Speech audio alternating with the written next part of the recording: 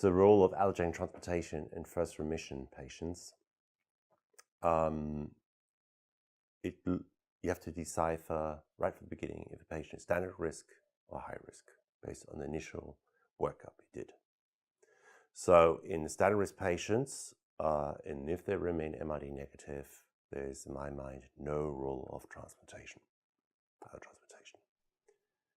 Only for those patients who have an unfavorable response and become MRD positive, and then they are a candidate for transplantation. For the high-risk patient group, they are per se always a candidate for transplantation.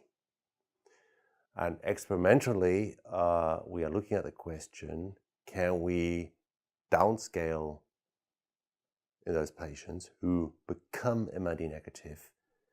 Can we then drop transplantation? There's some data about the Spanish study group that showed that is potentially possible. We're looking at this question in our study group prospectively. So, and this scenario is, I think, very clear for the patient group up to about 55. I think there is, in my mind, despite the higher mortality rate in patients 40 plus, it's still, to me, clear that we have to act like that. Obviously, for patients 55 to 75, the risk stratification is not quite as clean as for the younger patients.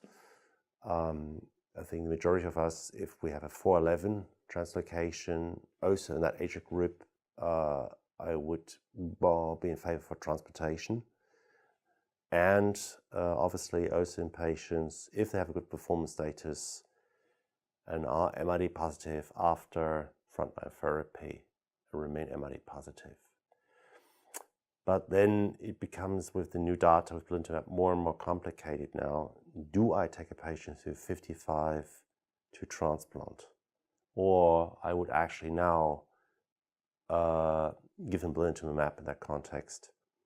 And if they respond, great, watch them, wait them, do MRD testing. And if they relapse, give them inotuzumab and then take them to transplant. Because we have two modalities now that we have quite successful in that context. So, but overall, the goal will be to reduce the rate of transplantation in patients, generally speaking. I think that's what is happening at the moment in the field and also in our country.